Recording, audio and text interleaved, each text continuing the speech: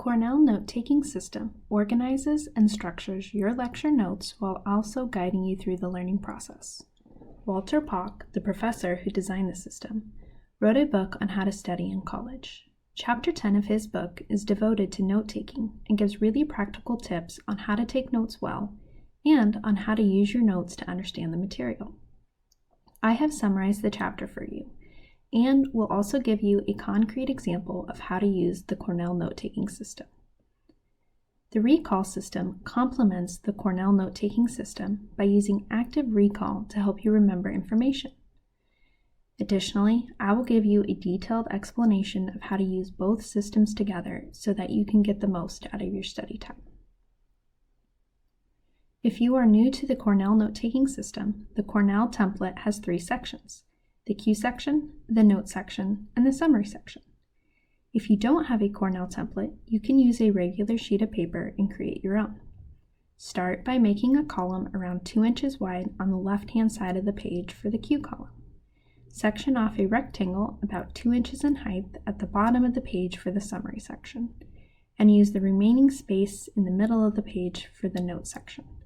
Your paper should look something like what is on the screen. Now, let's dive into Chapter 10 notes. Pock notes that learning begins the moment you start gathering information.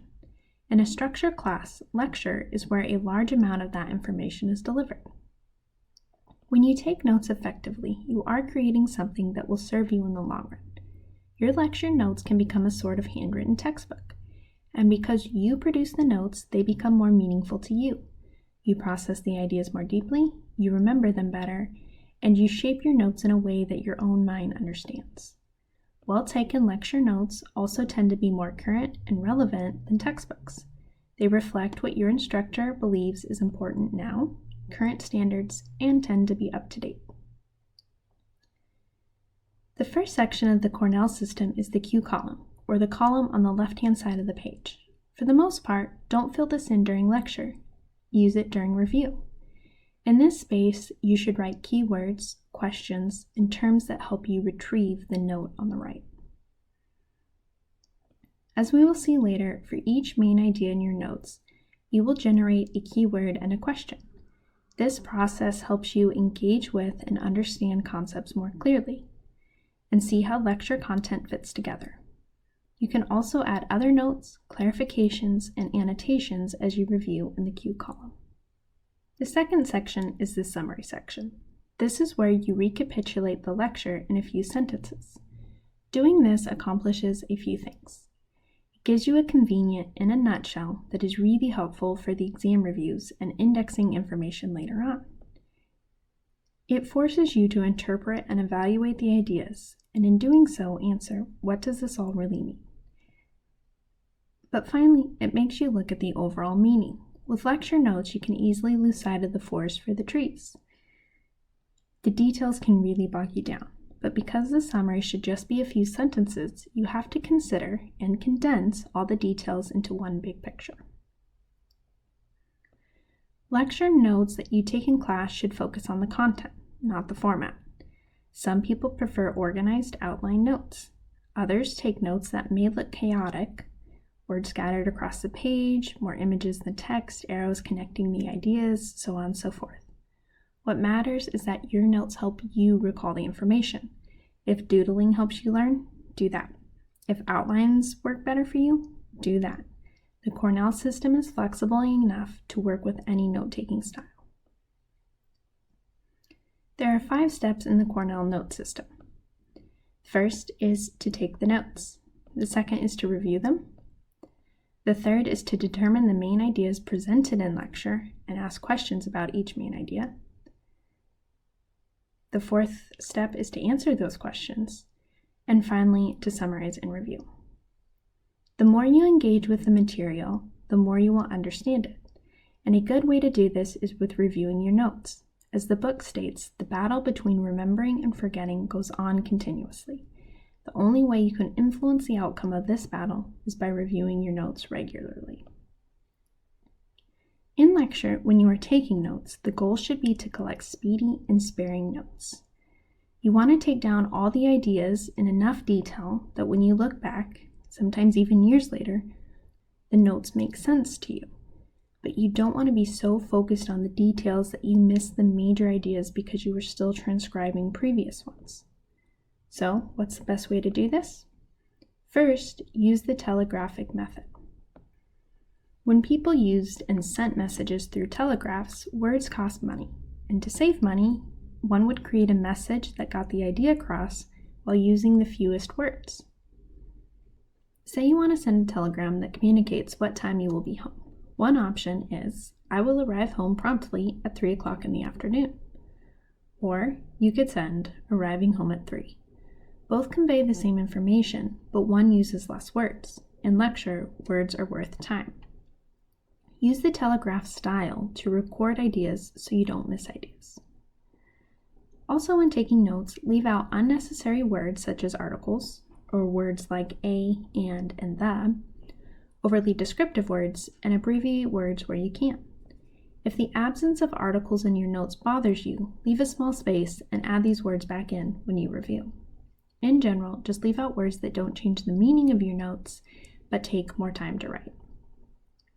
For example, you could write the sentence, because of the fact that enzymes speed up chemical reactions, they are extremely important in metabolic processes. Now, this is a nice sentence, but it will also take some time to write. Instead, use enzymes speed up chemical reactions, crucial in metabolism. Same ideas here, but it's much more efficient. And by abbreviating words that you use often, here, chemical and reactions, you can take notes more efficiently. A quick Google search will give you a list of common abbreviations. And finally, be selective with the lecture content. Determine what matters and why, and record it in a way that is useful to you. This will differ for various subjects, but the idea here is to not write down every single word the professor says. Write down what you need to capture the idea that the professor is communicating. Now let's put this into action. Imagine everything on the last 2 slides is from a real lecture. Now let's go through each Cornell step to see what this actually looks like. The first step is to collect lecture notes. We've just accomplished this. Step 2 is to review. Read through your notes. Now, I won't read the slides verbatim, but this should only take you a few minutes. And as you read, ask questions like, why does this matter? What is the main idea? Make sure that you understand the material. Can you explain the concept in your own words? If not, don't worry. Just mark the concepts you need to study more in the Q column. And here you can highlight or underline concepts. Find what actually helps you engage with the material, but just remember this should be relatively quick. The third step in the Cornell note-taking system is to identify the main ideas in your lecture notes and ask questions about each main idea. For each lecture, you should select around 4 to 7 main ideas. Remember that if everything is a main idea, then nothing is. Assign each main idea a keyword and place it in the Q section. This will make reviewing and finding topics later much easier. The process of selecting the key ideas makes you decide which concepts are the most essential and forces you to think critically about your notes and the information in them. This also makes you focus on the big picture. These key concepts should help you form your summary. I find the best way to pinpoint the main ideas or the key concepts is to begin by grouping your notes into clear topic chunks. For example, the first 2 bullet points talk about notes, and the third point goes on to talk about the Q column. Obviously, these are different topics. So I will group the first 2 bullet points together. For this talk, I've put boxes around the topics that I want to show belong together. You don't have to do this in your own notes, but if you find it helpful, you can. And now I need to create a keyword for this topic. I chose the importance of notes. If you are a little more descriptive with your keywords, your notes will be easier to review and understand later. For example, using the importance of notes indicates that the corresponding bullet points in the note section will go on and into more detail about why notes are important. General terms like introduction or background are broad and might leave you rereading the bullet points to recall the exact details. Now, if you do take notes with images or more graphs or a less structured style, follow the same concept. Identify the main ideas that your notes capture and create a keyword and put it in the Q section. Now, POC really stresses the importance of questions. The more questions that you generate, the more you ask, the more that you're going to be engaging with the material. When you write a question, try to frame it so that it captures the concept as a whole. These questions will become your review tool later on, so the best ones prompt you to explain, expand, and connect ideas. For me, open-ended questions often work best. For example, if your question is, when does learning begin? Later, you might simply answer with, in lecture, which is technically correct based on the notes taken, but this answer misses other points present in the notes. If instead you ask, why take notes? Later you might have a more expanded answer which reflects more of the points collected in the lecture, such as to gather information, to make material more meaningful, and to record what is current and up to date. Now the next 2 points address cues. I recommend not reinventing the wheel when you don't have to. For this keyword, I will just use cue. And again, the keyword in the cue column lets me find topics quickly and tells me what the section of notes will be over. Now I need a question for this topic. To help generate questions, ask yourself, what is the central idea? What did I learn? What don't I understand? And what do I need to know on the exam? Here I chose what is the purpose of the cue, because it's open-ended and broad enough to prompt me to recall details from both bullet points later on. And the next bullet point talks about the summary. So again, I'll keep it simple and I'll use summary as my keyword. In the summary section, the notes give 3 benefits of creating a summary, and I want to be able to recall these 3 points later on. So I will use the question, what are the advantages of a summary, to accomplish this? The notes now begin to shift to the topic of lecture notes. So I'll just use notes as my keyword. You could add lecture notes if you wanted. The central idea here is the 5 steps, so I'll just use that as the question. Now the remaining notes seem to me to be all about how to record information well or efficiently. I find this to be a good descriptive phrase or a key word. I also want to take time to point out and highlight how the types of questions you ask depend on your class, your personality, and how you choose to use your notes. For example, if you want an open-ended question for yourself, you could ask, what are ways to take notes more efficiently? If you want a question that's more specific to a subtopic, for example, telegraphic sentences, you could ask, explain telegraphic sentences. During your review, you might have highlighted telegraphic sentences, unnecessary words, and selective writing, and you want to be able to recall those. So you could ask yourself, name 3 ways to take notes more efficiently. Each type of question has strengths and weaknesses. For example, explain telegraphic sentences prompts you to answer with details about telegraphic sentences, but it does not prompt you to name the 3 ways to take notes more efficiently in lecture. To ask better questions, focus on what will help you actively recall the material. Tailor your questions to your learning style, the subject, and the type of exam you may face. Experiment with different types of questions. Use open-ended questions to explore big ideas and specific questions to focus on details. The more you practice creating these questions, the easier it will become, and the easier it will be for you to find the questions that really help you.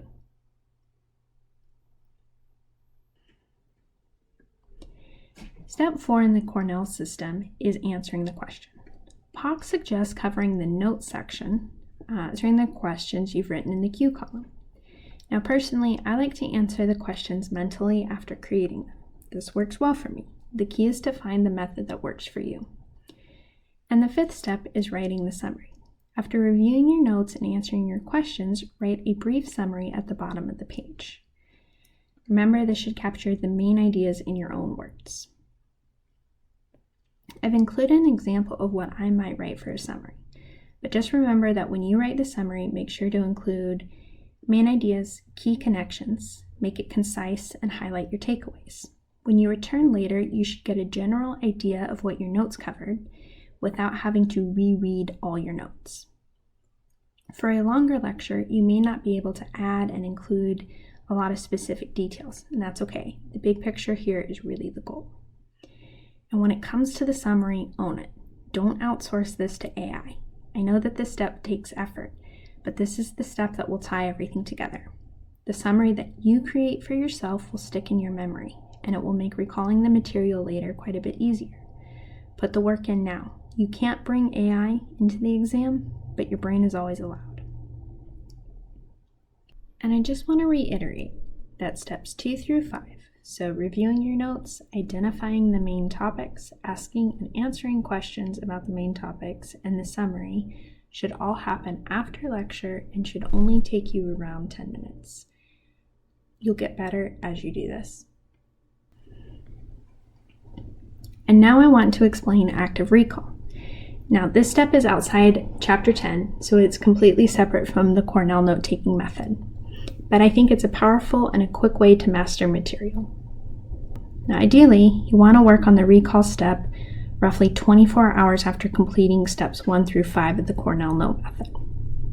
So the active recall tests how well you remember the information from lecture. Giving yourself a short gap, let your brain practice retrieving the information, and this will strengthen the long-term memory. Take out a new page and transfer the questions from the Cornell step onto it. I prefer to do this after writing the summary, so I'm not tempted to cheat by looking at my lecture notes. I also like to dedicate a page right after each lecture for this recall purpose. It keeps everything together, organized, and makes review simpler. And now it's time to just answer your questions. Essentially, just start with a brain dump. Write down everything that you can remember about each topic. Answer each question fully. Write it down or say it out loud, whatever works for you. If you can't readily recall the answer, spend a little time trying to remember it, but when you reach the point that you're not going to recall it, just move on to the next question. Have test anxiety? You can treat this like a practice exam or a quiz. Practicing under test-like conditions helps lower anxiety. It just makes you feel more comfortable with taking exams. And a quick note for the perfectionist: the more you get wrong here, the better. Mistakes reveal your weak points, and this will give you the chance to address them and turn them into your strengths.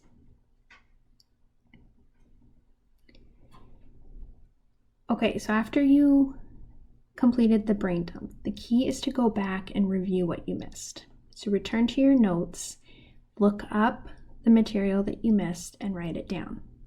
I suggest writing the answers in a different color. For me, this accomplishes a few things. First, the material that I missed or I didn't easily remember really stands out, and this makes it clear what I need to study. And second, it's also easy to revisit this page later on and use it as a review. Okay, so these will be your personal weak spots that you know you need to work on. And this brings us to the final step. So you take each of your personal weak areas and you're going to create a targeted study plan. You're going to focus on the material that you need to review the most. So I also use a clean page for this, again, ideally right after the recall page. You just make a list of what you need to study. You can plan out how to study here, or you can add that to your day planner. Again, customize this to what works for you. But let these questions and concepts that you got wrong guide you.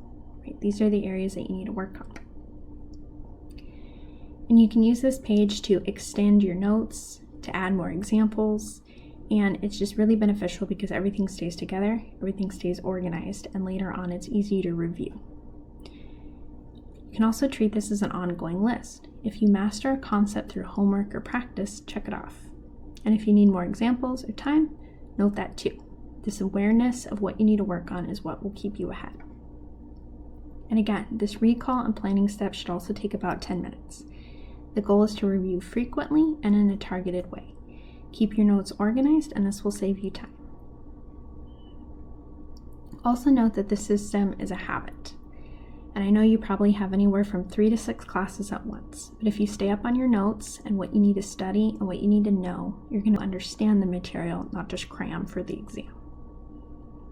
POC's book also has other chapters on time management, staying focused, and goal setting for college students. If you found this helpful and want me to cover any of those topics, let me know in the comments. Now, again, you can use this system with any notebook, and I hope that you did find some tips that will help you retain your lecture information. If you do want the pages pre-made with the Cornell, the recall, and the study plan sections built in, I have created this notebook. The pages look exactly like what I've shown here. I'll add the link in the comments, or just search Cornell and Recall Notebook on Amazon.